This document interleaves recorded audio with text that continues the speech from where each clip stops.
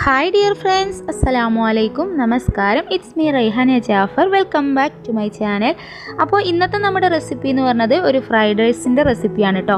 സാധാരണ നമ്മൾ ബസുമതി അരിയൊക്കെ വെച്ചിട്ടാണല്ലോ ഫ്രൈഡ് റൈസ് ഉണ്ടാക്കുക. ഇന്ന് ഞാൻ സാധാരണ നമ്മുടെ ബിരിയാണിയൊക്കെ വെക്കുന്ന അരി വെച്ചിട്ട് ഉണ്ടാക്കിയിട്ടുള്ള ഒരു ഫ്രൈഡ് റൈസിൻ്റെ റെസിപ്പിയാണ്. ഈസി ആയിട്ട് ഉണ്ടാക്കാനും പറ്റും, എന്നാൽ നല്ല ടേസ്റ്റിയാണ് കേട്ടോ. അപ്പോൾ എല്ലാവരും ഒന്ന് ട്രൈ ചെയ്ത് നോക്കുക. അപ്പോൾ നമ്മുടെ മുന്നത്തെ വീഡിയോസൊക്കെ കണ്ട് സപ്പോർട്ട് ചെയ്ത എല്ലാവർക്കും ഒരുപാട് നന്ദിയുണ്ട് കേട്ടോ. നമ്മുടെ ഫാമിലി ഇപ്പോൾ 20K കഴിഞ്ഞിട്ടുണ്ട്.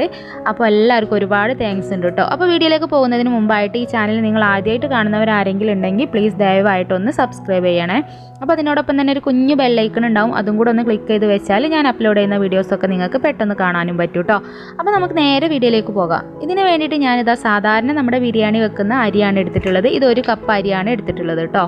അപ്പോൾ അത് ഞാനൊരു ബൗളിലേക്ക് ഇട്ട് കൊടുത്തിട്ടുണ്ട്. ഇനി ഇത് നന്നായിട്ടൊന്ന് കഴുകി വൃത്തിയാക്കിയതിന് ശേഷം നമുക്കിതൊന്ന് സാധാരണ നമ്മൾ അരി വേവിച്ചെടുക്കും പോലെ തന്നെ ഒന്ന് വേവിച്ചെടുക്കണം. അപ്പോൾ ഞാൻ അത് ആദ്യം ഒന്ന് കഴുകി വരട്ടെ കേട്ടോ. അത് ഞാൻ നന്നായിട്ടൊന്ന് കഴുകി എടുത്തിട്ടുണ്ട്. ഇനി നമുക്ക് ഒരു പാത്രത്തിൽ വെള്ളം വെച്ച് കൊടുത്ത് ഞാൻ ഗ്യാസിൽ ഒരു ചെമ്പട്ടിയിൽ വെള്ളം വെച്ച് കൊടുത്തിട്ടുണ്ട് കേട്ടോ. ഫ്രൈഡ് റൈസ് ഉണ്ടാക്കാൻ നമ്മൾ അരി തിളപ്പിക്കുന്ന സമയത്ത് അത്യാവശ്യം വലിയൊരു പാത്രം വെക്കുന്നതാണ് നല്ലത്. കാരണം അരി ഒട്ടി പിടിച്ചൊന്നും പോവാതെ നല്ല രീതിയിൽ കിട്ടാൻ വേണ്ടിയിട്ടാണ് കേട്ടോ. അപ്പോൾ ഞാനിതാ വെള്ളം വെച്ചിട്ടുണ്ട്. ഇപ്പം വെള്ളം തിളച്ച് വരുന്ന സമയത്ത് ഞാനിതിലേക്ക് ആവശ്യത്തിനുള്ള ഉപ്പും കൂടെ ഇട്ട് കൊടുത്തിട്ടുണ്ട്. ഇനി നന്നായിട്ടൊന്ന് തിളച്ച് വരുന്ന സമയത്ത് നമുക്കിതിലേക്ക് കുറച്ച് ഓയിൽ ഒഴിച്ച് കൊടുക്കണം. അത് നമുക്ക് അരി തമ്മിലൊന്നും ഒട്ടിപ്പിടിച്ച് പശയൊന്നും ഇല്ലാതെ കിട്ടാൻ വേണ്ടിയിട്ടാണ്. അപ്പോൾ നമ്മൾ സാധാ ബസുമതി അരി വെച്ചിട്ട് ചെയ്യുന്നവരാണെങ്കിലും ഇതേപോലെ തന്നെ ഫോളോ ചെയ്യണം കേട്ടോ. അതിനുശേഷം നമ്മൾ കഴുകി മാറ്റി വെച്ചിട്ടുണ്ടായിരുന്ന ഈ ഒരു റൈസ് ഇതിലേക്ക് ഇട്ട് കൊടുക്കാം. ഇനി നന്നായിട്ടൊന്ന് മിക്സ് ചെയ്തെടുക്കുക. അതിനുശേഷം ഇത് നന്നായിട്ടൊന്ന് വേവിച്ചെടുക്കുക കേട്ടോ. അപ്പോൾ വെന്ത് ഒരുപാട് വേവാവാൻ പാടില്ല. ഏകദേശം ഒരു 3/4 വേവാകുമ്പോൾ നമ്മളിത് പെട്ടെന്ന് ഊറ്റിയെടുക്കണം. അപ്പോൾ അരി ഇട്ട് കഴിഞ്ഞതിന് ശേഷം നമ്മൾ വേറെ പണിക്കൊന്നും പോകാൻ പാടില്ല, ഇതിൻ്റെ കൂടെ തന്നെ നിൽക്കണം. പെട്ടെന്ന് വേവേറിപ്പോവും. അപ്പോൾ ആ കാര്യം ഒന്ന് പ്രത്യേകം ശ്രദ്ധിക്കണം കേട്ടോ. അപ്പോൾ ഞാനൊന്ന് ഇടയ്ക്കിടയ്ക്കൊന്ന് ഇളക്കി കൊടുക്കുന്നുണ്ടായിരുന്നു. ഇനി ഇതുപോലെ ഒന്ന് എടുത്ത് നോക്കുക. അപ്പോൾ അരിയുടെ വേവ് നോക്കിയതിന് ശേഷം നമുക്ക് ഊറ്റിയെടുക്കാം. ഇപ്പോൾ ഇത് ഏകദേശം 3/4 വേവായപ്പോൾ ഞാൻ ഊറ്റിയെടുത്തിട്ടുണ്ട്. ഇനിയും വെച്ച് കഴിഞ്ഞാൽ നമ്മുടെ അരി വെന്ത് വേവേറിപ്പോവും കേട്ടോ. ഇതിന് മുകളിൽ ഞാൻ കുറച്ച് സാധാ തണുത്ത വെള്ളം കൂടെ ഒന്ന് ഒഴിച്ച് കൊടുത്തിട്ടുണ്ട് കേട്ടോ. ഇനി നമ്മൾ ഇതുപോലത്തെ ഒരു തളിക അല്ലെങ്കിൽ എന്തെങ്കിലും ഒരു പാത്രം എടുത്തിട്ട് നമ്മളിതുപോലെ റൈസ് ഇതിൽ മുകളിലിട്ടിട്ട് ഒന്ന് പരത്തിയെടുക്കുക കേട്ടോ. കാരണം ഈ ഒരു ചൂടിൽ കിടന്നിട്ട് ഈ അരി വേവ് ഏറാതിരിക്കാൻ വേണ്ടിയിട്ടാണ് നമ്മൾ ഇങ്ങനെ ചെയ്തെടുക്കുന്നത്. അപ്പോൾ ഒരു ഭാഗത്തേക്ക് നമുക്കൊന്ന് മാറ്റി വെക്കാം. അതിന് ശേഷം നമുക്ക് ഇതിലേക്ക് ആവശ്യമായിട്ടുള്ള വെജിറ്റബിൾസൊക്കെ ഒന്ന് വേവിച്ചെടുക്കണം. അതിന് മുമ്പായിട്ട് ഞാനിതിലേക്കൊരു 3 മുട്ട പൊട്ടിച്ച് ഒഴിച്ചിട്ടുണ്ട്.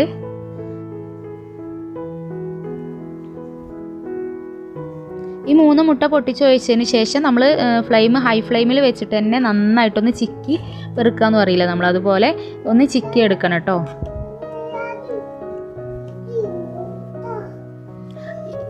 ഇതിലേക്ക് ഈ സമയത്ത് ഉപ്പൊന്നും ചേർക്കേണ്ട ആവശ്യമില്ല. ഇത് നന്നായിട്ട് ഇതുപോലെ ഒന്ന് മിക്സ് ചെയ്തെടുത്തതിന് ശേഷം നമുക്കൊരു പാത്രത്തിലേക്ക് മാറ്റി വെക്കണം.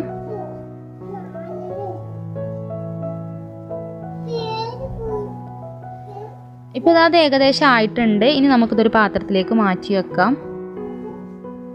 ഇനി ഞാൻ ആ പാത്രം തന്നെ ഒന്നും കൂടെ ഒന്ന് വെച്ചിട്ടുണ്ട്. ഇതിലേക്ക് നമുക്ക് ആവശ്യത്തിനുള്ള എണ്ണ ഒഴിച്ച് കൊടുക്കുക. എണ്ണ ഒഴിക്കുന്ന സമയത്ത് സൺഫ്ലവർ ഓയിൽ ഒഴിച്ച് കൊടുത്താൽ പ്രത്യേകിച്ച് ഫ്ലേവറും കാര്യമൊന്നും ഇതിലുണ്ടാവില്ല. വെളിച്ചെണ്ണ ഒക്കെ ഒഴിച്ചാൽ ഫ്ലേവർ ഉണ്ടാവും.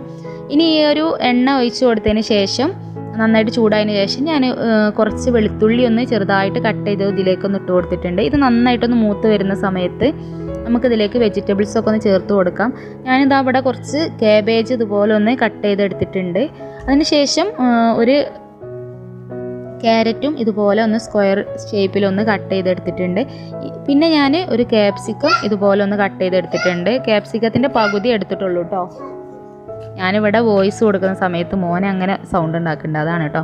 പിന്നെ ഇതിലേക്ക് ഞാനൊരു സവാളയുടെ പകുതിയാണ് എടുത്തിട്ടുള്ളത്. അതും കൂടെ ഒന്ന് ചേർത്ത് കൊടുത്തിട്ടുണ്ട്. എന്നിട്ട് ഇത് നന്നായിട്ടൊന്ന് മിക്സ് ചെയ്തെടുക്കുക. എന്നിട്ട് നമ്മുടെ വെജിറ്റബിൾ നന്നായിട്ട് വെന്ത് കുഴയാൻ പാടില്ല കേട്ടോ. ഒരു 3/4 വേവാവാനേ പാടുള്ളൂ. അപ്പോൾ നന്നായിട്ടൊന്ന് മിക്സ് ചെയ്തെടുക്കാം. ഈ സമയത്തൊക്കെ നമ്മൾ ഹൈ ഫ്ലെയിമിൽ തന്നെ വെക്കണം കേട്ടോ ഫ്ലെയിം. നമ്മൾ ഫ്രൈഡ് റൈസ് ഉണ്ടാക്കുന്ന സമയത്ത് എപ്പോഴും ഹൈ ഫ്ലെയിമിൽ തന്നെ വെക്കണം.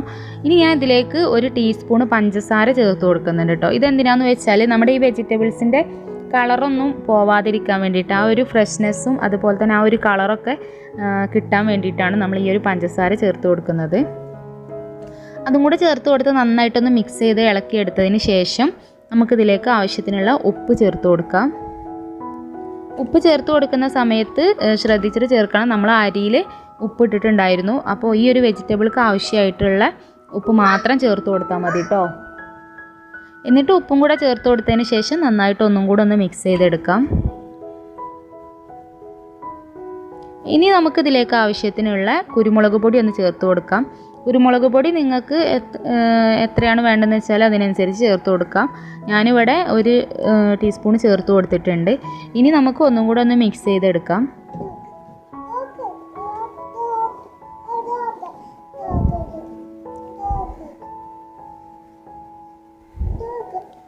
അപ്പോൾ ഫ്രൈഡ് റൈസ് ഉണ്ടാക്കുന്ന സമയത്ത് ബസുമതി അരി ഇല്ലയെന്ന് വെച്ചിട്ട് ഉണ്ടാക്കാതിരിക്കേണ്ട. നമുക്ക് നമ്മുടെ സാധാ ബിരിയാണി അരി വെച്ചിട്ടും നമുക്ക് അതേ ഒരു രീതിയിൽ തന്നെ ഉണ്ടാക്കിയെടുക്കാൻ പറ്റും. അപ്പോൾ കുരുമുളക് പൊടിയും കൂടെ ചേർത്ത് കൊടുത്തതിന് ശേഷം ഇനി നമുക്ക് ഇതിലേക്ക് നമ്മൾ വേവിച്ച് വെച്ചിട്ടുണ്ടായിരുന്ന ഈ ഒരു റൈസ് ഇതുപോലെ ഒന്ന് ഇട്ട് കൊടുക്കാം. റൈസ് മുഴുവനായിട്ട് ഇട്ട് കൊടുത്തതിന് ശേഷം നമ്മളിത് ഒന്നായിട്ട് കുത്തി ഇളക്കാൻ പാടില്ല. മെല്ലെ മെല്ലെ ഇളക്കി യോജിപ്പിച്ച് കൊടുക്കണം കേട്ടോ. ഇപ്പോൾ ഞാൻ ഈ റൈസ് മുഴുവൻ ഇതിലേക്ക് ഇട്ട് കൊടുത്തിട്ടുണ്ട്. ഇനി നമുക്കിതിൻ്റെ മുകളിലായിട്ട് നമ്മൾ നേരത്തെ മാറ്റി വെച്ചിട്ടുണ്ടായിരുന്ന ആ ഒരു മുട്ടയുടെ മിക്സും കൂടെ ഒന്ന് ചേർത്ത് കൊടുക്കാം. ഇതും കൂടെ ചേർത്തതിന് ശേഷം നമുക്കിതുപോലെ ഒന്ന് മിക്സ് ചെയ്ത് കൊടുക്കാം. മിക്സ് ചെയ്ത് കൊടുക്കുന്ന സമയത്ത് ഇതുപോലെ മെല്ലെ നമ്മൾ മിക്സ് ചെയ്ത് കൊടുക്കണം. അരി ഒന്നും പൊട്ടിപ്പോവാതെ നല്ല രീതിയിൽ നമ്മൾ മെല്ലെ മെല്ലെ മിക്സ് ചെയ്തെടുക്കണം.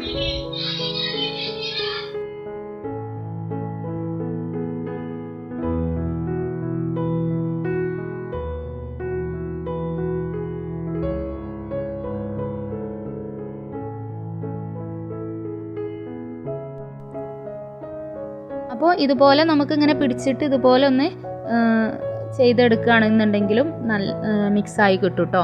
അപ്പോൾ നമ്മുടെ അരിയൊന്നും പെട്ടെന്ന് പൊട്ടിപ്പോകുമൊന്നുമില്ല ഇങ്ങനെ ചെയ്താൽ. അപ്പോൾ ഇത് ഞാൻ നന്നായിട്ട് മിക്സാക്കി എടുത്തിട്ടുണ്ട്. ഇനി നമുക്കിതിലേക്ക് 1 ടേബിൾ സ്പൂണോളമുള്ള സോയാ സോസാണ് കേട്ടോ ചേർത്ത് കൊടുക്കുന്നത്. ഇതും കൂടെ ചേർത്ത് കൊടുത്തു കഴിഞ്ഞാലാണ് നമ്മുടെ ഈ ഒരു ഫ്രൈഡ് റൈസിൻ്റെ കറക്റ്റ് ആ ഒരു ഫ്ലേവറൊക്കെ വരുള്ളൂ. അപ്പോൾ ഇതും കൂടെ ചേർത്തതിന് ശേഷം നന്നായിട്ട് ഒന്നും കൂടെ ഒന്ന് മിക്സ് ചെയ്തെടുക്കുക.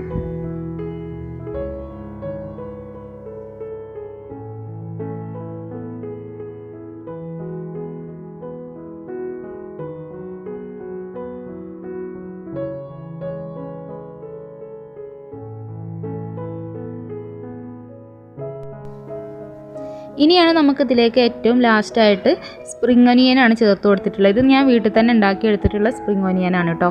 അപ്പോൾ ഈ ഒരു ഭാഗം നിങ്ങൾ സ്കിപ്പ് ചെയ്യരുത്. ഇതും കൂടെ ചേർക്കുമ്പോൾ നല്ലൊരു ഫ്ലേവറാണ് നമ്മുടെ ഈ ഒരു ഫ്രൈഡ് റൈസിന് ഉണ്ടാവുക. അപ്പോൾ അതും കൂടെ ചേർത്തിട്ട് ഞാൻ മെല്ലെ ഒന്ന് മിക്സ് ചെയ്തെടുത്തിട്ടുണ്ട്. അപ്പോൾ ഇതാ ഇത്രയേ ഉള്ളൂ, നമ്മുടെ ഫ്രൈഡ് റൈസ് ഇവിടെ റെഡി ആയിട്ടുണ്ട്. ഇനി നമുക്ക് ഇതൊരു സെർവിങ് പ്ലേറ്റിലേക്ക് മാറ്റാം.